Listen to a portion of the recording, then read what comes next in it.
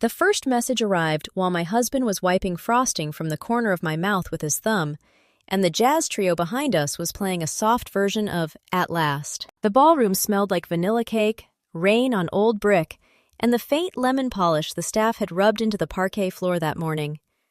My phone lit up on the white linen table between my bouquet and a half-empty glass of champagne. "What did you do?"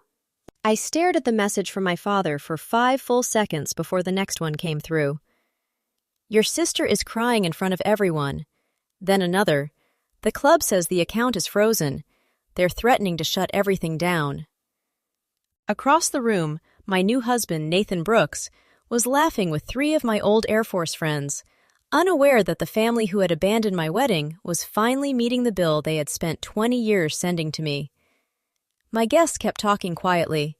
Forks touched plates. Someone near the window said the rain over Charleston looked beautiful from up here. I felt nothing dramatic. That surprised me. I had imagined that if this moment ever came, I would shake or cry or feel some hot, bright satisfaction bloom behind my ribs. Instead, all I felt was the same clean focus I had felt in operations rooms at 2 in the morning when a shipment was missing, a signature was wrong, and 76 people were waiting for someone calm enough to count every crate twice. My father had never expected me to stop counting, not when he forgot my 21st birthday because my sister Madison needed a pageant dress, not when he skipped my promotion ceremony because Madison had a bad breakup with a man she had dated for 9 weeks, not when he asked me to temporarily cover a $31,840 payroll shortage at his contracting company and then told everyone a client had finally paid early. In their minds, I was not a daughter. I was infrastructure. My name is Caroline Mercer. I was 35 years old when my family skipped my wedding to attend my sister's engagement party at the Harbor Crest Club in Mount Pleasant, South Carolina. By the end of that same night, my sister's fiancé had walked out. My father's business accounts were under fraud review. 3 vendors had demanded immediate payment, and a federal investigator had asked my father whether he recognized the signature on page 4 of a loan application. He did. He should have. It was supposed to be mine. I grew up in a low brick house outside Columbia, where the summers smelled like cut grass, hot asphalt, and the cheap coconut sunscreen my mother bought in bulk from Dollar General. My father, Russell Mercer, owned Mercer Coastal Renovations, a small contracting company that did kitchens, roofing, storm repairs, and, when money got tight, whatever insurance claims could be massaged into larger numbers than the damage deserved. He was charming when clients were watching, loud when family was listening, and religious about appearances. Madison learned that early. She had bright blonde hair, blue eyes, and a laugh that made adults turn soft even when she was lying straight to their faces. Teachers extended her deadlines. Waitresses brought her free desserts. Men twice her age called her sweetheart before she learned algebra.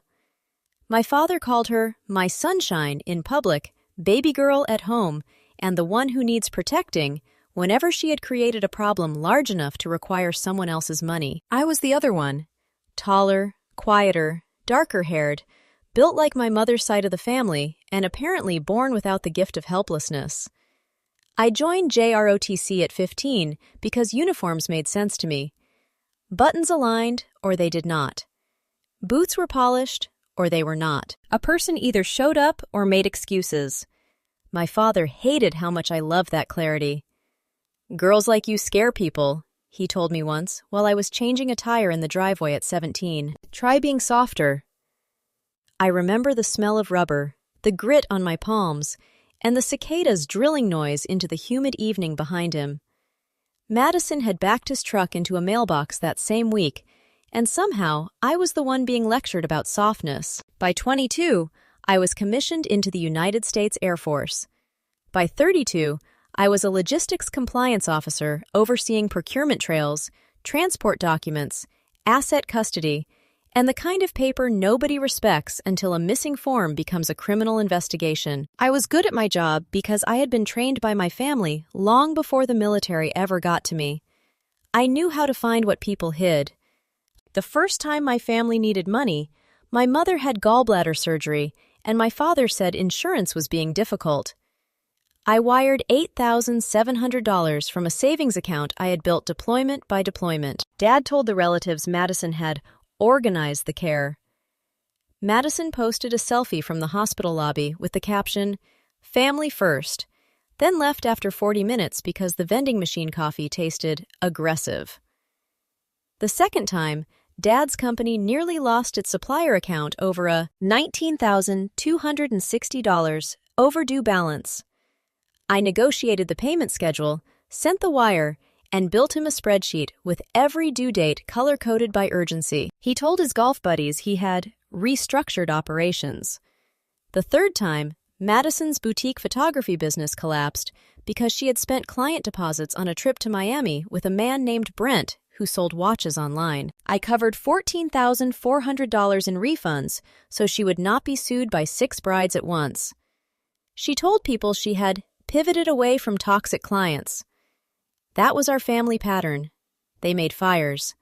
I became water. I met Nathan Brooks at Wright-Patterson during a joint medical logistics review, where he was serving as a flight surgeon, and I was the woman asking why a temperature-controlled shipment had sat for 6 hours on a loading dock in Dayton. He was calm in a way that did not feel weak. He listened before speaking. He asked direct questions without using volume as a substitute for authority. On our second dinner, I apologized for checking my phone twice because one of my shipments had a customs issue. He smiled across the table and said, "Caroline, I'm not threatened by competence." I almost did not know what to do with that. When he proposed 18 months later on a cold beach near Pawleys Island, there was no photographer hiding in the dunes, no staged sunset, no crowd clapping for a moment that should have belonged only to us. There was just the Atlantic wind, his nervous hands, and the little velvet box he almost dropped into the sand because he was shaking. I said yes before he finished asking. We planned a small wedding in Charleston for Memorial Day weekend because military schedules are not romantic.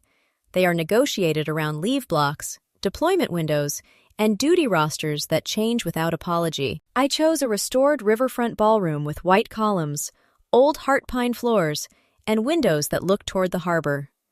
It held 80 guests comfortably. I invited 56. That mattered later. My invitations were cream cardstock with navy lettering and a thin silver border. My mother called when hers arrived and cried into the phone, but softly, like she was afraid joy might bother someone. Madison texted 3 days later, "Very formal, LOL.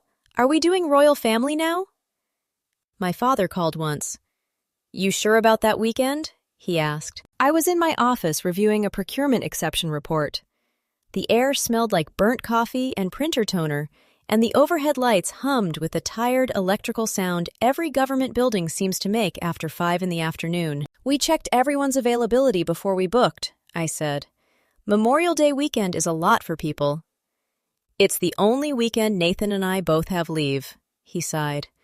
I could hear a television in the background and Madison laughing at something. "Seems like a lot of money for one day." "It is our wedding." "Don't get sensitive, I'm just saying." He hung up 2 minutes later without asking about the dress, the ceremony, the venue, or whether I wanted him to walk me down the aisle. I sat still for a while after the call ended, listening to the copy machine reset itself in the hallway. Then I went back to work.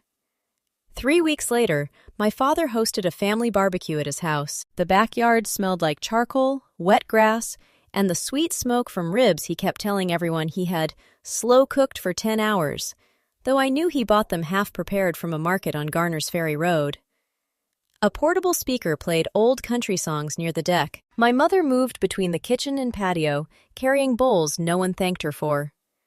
Madison arrived 47 minutes late in white linen pants, gold sandals, and sunglasses large enough to hide a legal deposition. Her boyfriend, Preston Hale, followed behind her, carrying a bottle of champagne with a gold label. Preston came from dealership money. His family owned Hale Auto Group across the Carolinas, and my father treated him like a walking bank approval. Halfway through dinner, Madison tapped her fork against her glass. "We have news," she said. My father's face changed before she finished the sentence. He stood straighter, smiled wider, became a man being watched by people he wanted to impress. Preston slipped an arm around Madison's waist. "We're engaged!" Everyone shouted. My Aunt Darlene cried. My father hugged Preston with both arms and slapped his back like the man had just rescued us from a burning building. My mother covered her mouth and looked genuinely happy, which was the saddest part of that afternoon. She loved us both. She just did not know how to love one daughter without obeying the other. Then, Madison lifted her hand to show a diamond so large it looked like it required a permit. "We booked the engagement party already," she said.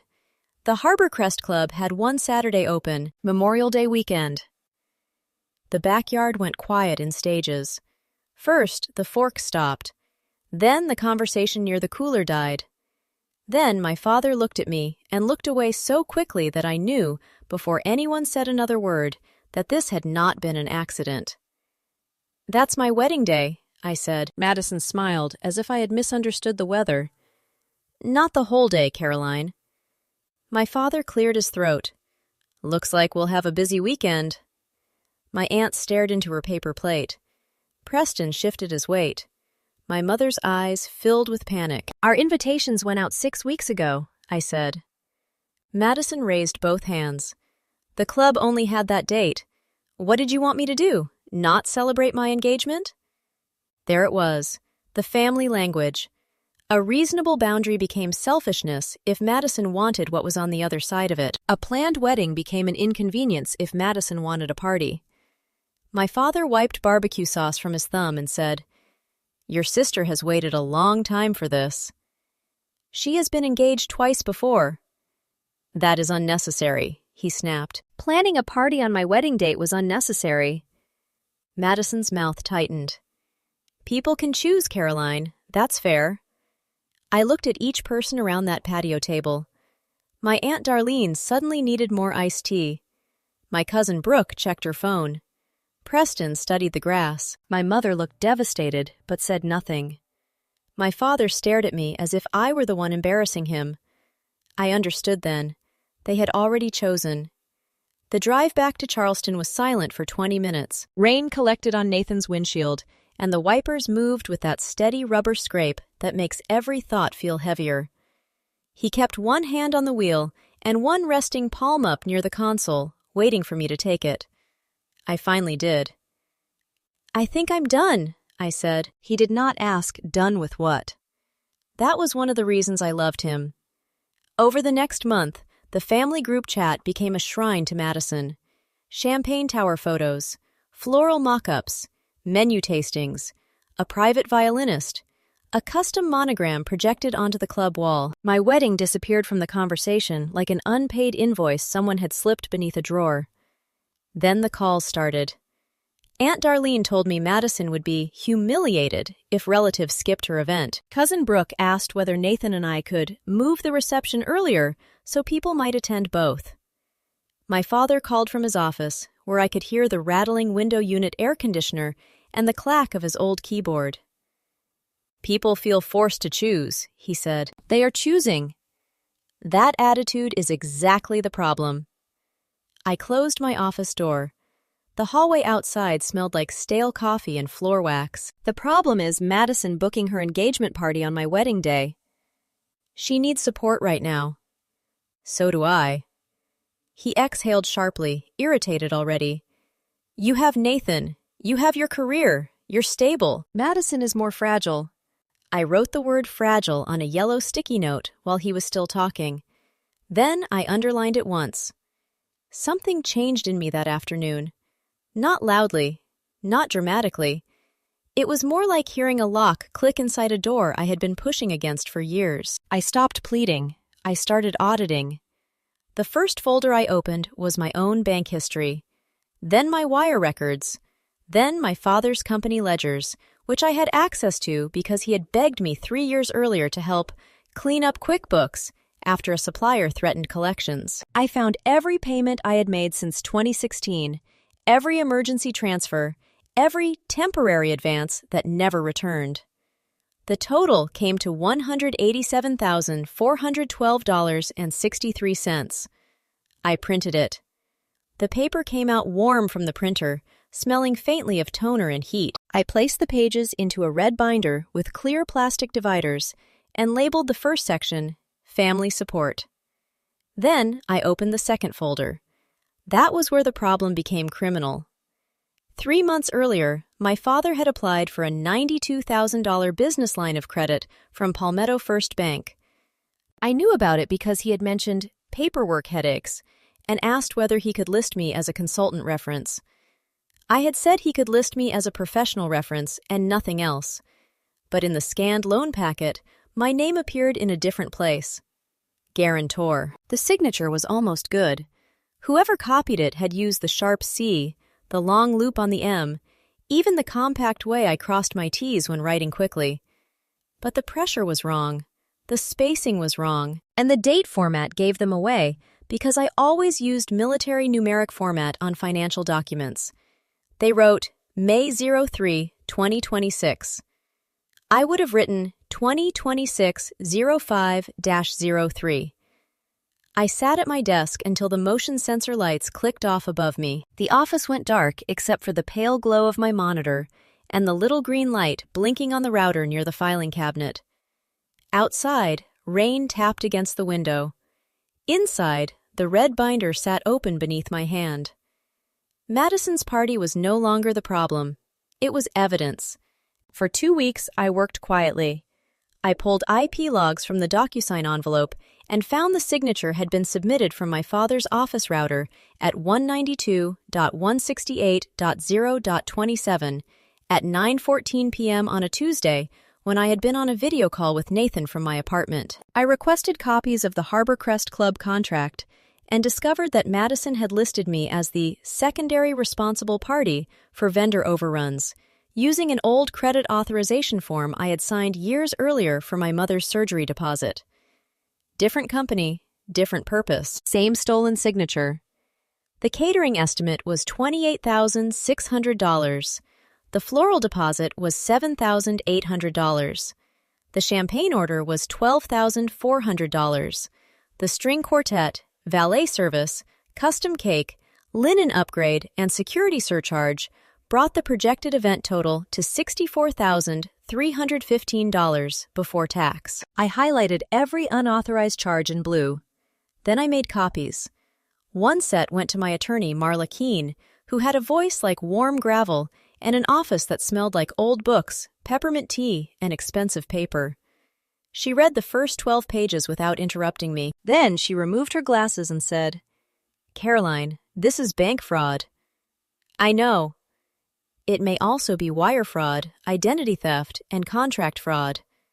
"I know." She studied me for a long moment. "You seem very calm." "I count things for a living." She almost smiled. "Then let's count correctly." We sent formal notices to Palmetto First Bank, Harbor Crest Club, the catering company, the florist, and 2 vendors whose contracts contained my forged initials. Marla advised me not to confront my family. I had no intention of doing that anyway. Confrontation would only give them time to invent a story. Silence would let them keep building the stage. So I became pleasant. When Madison sent a photo of her engagement party dress, I replied, "Beautiful." When my father asked whether I was over my attitude, I said I was focused on the wedding. When Aunt Darlene asked whether I understood how important Madison's night was, I said, "I understand perfectly." False surrender is not weakness. It is positioning. The night before my wedding, my mother called from her bathroom. I could hear the exhaust fan humming and water running in the sink, the sounds she used to hide conversations from my father. "I'm sorry," she whispered. "Are you coming tomorrow?" She did not answer immediately. Outside my hotel balcony, Charleston Harbor moved black and silver beneath the moon. The air smelled like salt, rain, and the gardenias planted near the lobby entrance. My wedding dress hung inside the room behind me, ivory satin catching soft light from the bedside lamp. "Your father thinks it would embarrass Madison if some family members left her party for yours," she said. I closed my eyes. "So, no." "Carolyn, it's okay, Mom." It was not okay, but it was useful. The next morning, I stood at the back of St. Mark's Chapel with my bouquet in both hands and counted empty chairs on my side of the aisle. First row, only Mrs. Bell, my 80-year-old neighbor, who had brought tissues and a small blue purse that matched nothing. Second row, 2 Air Force friends and their spouses. Third row, a retired colonel who had once told me I was the most stubbornly precise officer he had ever met. That was my family section. Nathan's side overflowed. His parents, cousins, hospital colleagues, old college friends, people who had flown across the country and rented cars and rearranged their lives because they believed showing up mattered. His mother cried when she saw me. His father put one hand over his heart. My father's chair remained empty. The organ began. The old chapel smelled like beeswax, lilies, and polished wood. My heels made a quiet sound against the stone aisle as I walked alone, spine straight, chin lifted, every step measured. I had spent years believing walking alone meant I had failed to be loved correctly. I was wrong. Walking alone meant I had stopped dragging people who did not want to come. Nathan cried during his vows, not dramatic tears, just one quiet break in his voice when he said, "You will never have to earn tenderness from me." I almost lost my breath then, because some sentences arrived 20 years late and still managed to touch the child inside you who kept waiting by the window. We were married at 3:42 p.m. At 4:16 p.m., while guests moved toward the reception ballroom, Palmetto First Bank's fraud department placed a hold on the business line of credit my father had obtained with my forged guarantee. At 4:28 p.m., Harborcrest Club received formal notice that any authorization bearing my name was disputed and invalid. At 5:03 p.m., the florist's final payment failed. At 5:17 p.m., the caterer demanded a valid card before the entree service. At 5:41 p.m., the club manager asked my father who Caroline Mercer was and why her attorney had sent 26 pages of documentation. I know the times because Marla texted them to me in order. By then, I was standing under warm lights in the ballroom with Nathan's hand resting at my waist, listening to the jazz trio play near the windows. Rain blurred the harbor into silver streaks. Our cake smelled like vanilla and almond. Mrs. Bell was laughing with a major from my old unit, as if they had known each other for years. Then my phone buzzed. "What did you do?" I read the message and felt the last thread snap cleanly. My father called before I could answer. I stepped into a hallway where the sound of the reception softened behind the closed doors. The carpet smelled faintly of damp wool from guests coming in out of the rain. "What the hell is happening?" he demanded. "I'm at my wedding reception, Dad." "The club says your account was removed." "My account was never theirs to use." Silence. Then lower. "What does that mean?" Behind him, I could hear Madison crying, Preston demanding answers, and the tight professional voice of a club manager saying, "Sir, we need payment before we continue service." My father breathed hard into the phone. "The bank froze my credit line." "Yes." "They said you reported fraud." "I did." "Caroline, this is not the time for one of your points." I looked through the hallway window at my own reflection. White dress, calm face, red binder tucked beneath my left arm because Marla had told me to bring a copy in case anyone wanted to pretend ignorance later. "This is exactly the time," I said. He lowered his voice. "Do you know what you're doing to your sister?" I almost laughed, but did not. "I know what she did to herself." Madison grabbed the phone. Her voice was sharp, wet, furious. "You are ruining my engagement party because you're jealous." "No, Madison. I am refusing to finance it with forged documents." The background noise dropped. That is the thing about certain words. Forged. Fraud. Bank. Federal. They cut through music better than screaming ever could. Preston's voice came closer. "What forged documents?" Madison hissed, "Give Dad the phone." I heard shuffling, then my father again. He sounded different now, smaller. "Caroline, listen. We can fix this privately." "No!" "Don't do this in front of people." "You did not mind missing my wedding in front of people." He said nothing. so I opened the red binder. I paid Mom's surgical balance in 2017. I paid Mercer Coastal supplier debt in 2019. I covered Madison's client refunds in 2020. I paid your payroll shortage in 2022. I covered the IRS lien deposit in 2024. Total documented family support, $187,412.63. His breathing changed. I never asked to be repaid. I asked to be seen. Caroline, you forged my signature on a $92,000 line of credit. Madison used an old medical authorization to attach me to $64,315 of engagement party contracts. You both assumed I would clean it up because I always had. Madison screamed something in the background. Preston shouted over her, "You signed her name?" The club manager repeated that payment was required immediately. A glass broke. Someone said, "Is this fraud?" I closed the binder. "You chose her," I said. "Live with the invoice." Then I hung up. For the first time that day, I cried. Not in the hallway where anyone could use it against me. Not into the phone where my father could mistake tears for negotiation. I cried in Nathan's arms for 90 seconds in the quiet service corridor beside stacked chairs and a stainless steel cart that smelled like coffee and sugar glaze. Then I washed my face. Then I cut my wedding cake. By midnight, the Harbor Crest Club had suspended Madison's party. The florist retrieved 2 arrangements from the entryway because the final payment had failed, and the contract allowed removal before completion of service. The catering company served no dinner beyond appetizers. Preston left at 10:38 p.m. after speaking with Marla by phone and learning that his family's dealership expansion proposal had referenced my alleged guarantee as secondary liquidity support. Madison had told him we came from money. She was half right. The money came from me.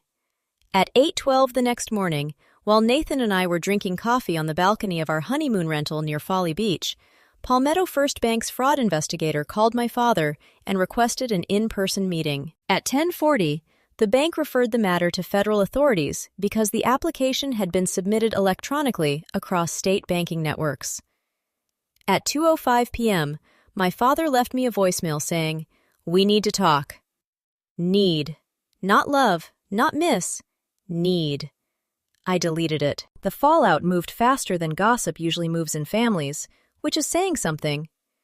Preston ended the engagement within 72 hours and sent Madison a certified letter demanding repayment for $11,700 he had paid toward deposits. Madison told relatives he was intimidated by a strong woman, a phrase she had never once applied to me unless she needed money. My father's business line remained frozen. Without it, 2 supplier accounts went past due. The IRS lien he had thought I would quietly resolve resurfaced with penalties. Mercer Coastal Renovations lost a storm repair contract in Beaufort when the client discovered the fraud review through a vendor reference check. Appearances are expensive. Truth is cheaper. My mother called on the 4th day of our honeymoon. I answered because she was my mother, and complicated love is still love. "He didn't know how much you were doing," she said. I sat on the edge of the bed while Nathan slept, listening to the ocean through the open balcony door. The room smelled like sunscreen, hotel detergent, and the paper bag of pastries we had bought that morning. He knew enough to keep asking. "He thought you were stronger." I looked at the red binder sitting on the small desk near the window. "Strong is not the same as disposable," she cried quietly. I let her. Then I told her I loved her and ended the call before her guilt could become another bill in my name. 3 months later, my father came to our townhouse in Charleston on a rainy Thursday evening. I saw him through the peephole, standing beneath the porch light, shoulders hunched, brown jacket darkened by rain. He looked older than he had at the barbecue. Not softer exactly, but less certain the world would rearrange itself around his favorite version of events. Nathan asked if I wanted him to stay. "Yes," I said, "but in the kitchen." My father sat on our gray sofa with both hands around a mug of coffee he did not drink. The living room smelled like rain, roasted beans, and the cedar candle Nathan liked to burn on stormy nights. For a long time, Dad watched water run down the window glass. "I didn't understand," he said finally. "That is not an apology." He flinched. I had never spoken to him that way before.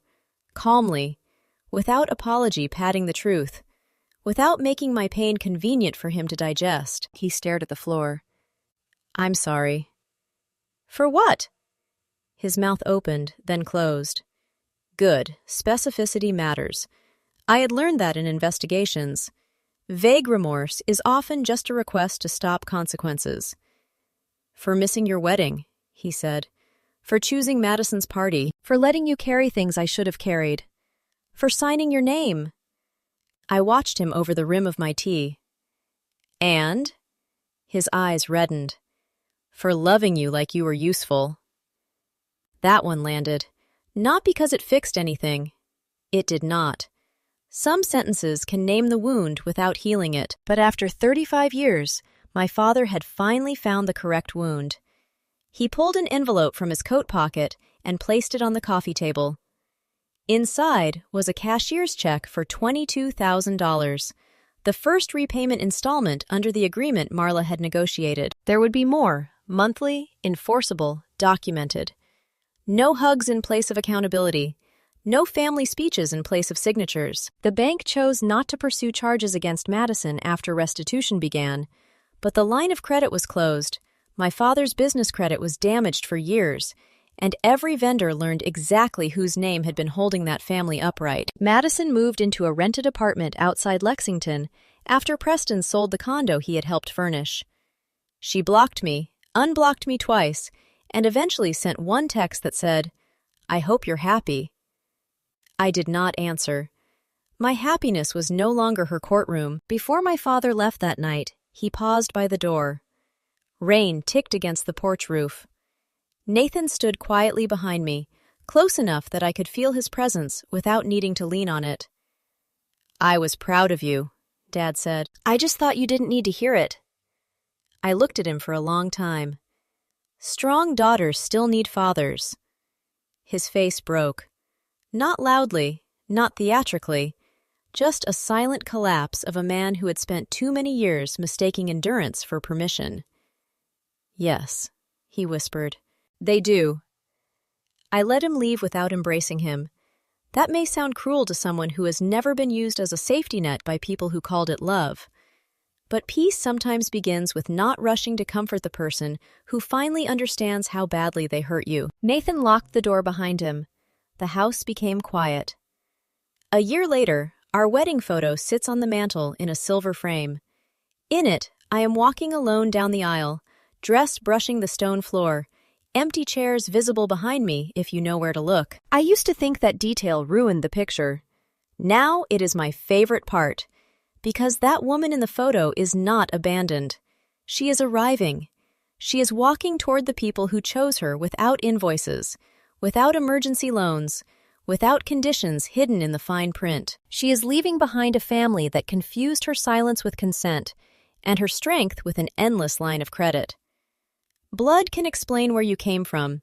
It cannot decide what you owe. If this story reached something in you, write your age and where you're watching from in the comments. And if you have ever been the strong one, the quiet one, the one everyone called only when something broke, remember this. Being dependable does not mean being disposable. Subscribe to the channel for more stories about family, truth, and the moment people finally learn the cost of taking someone for granted.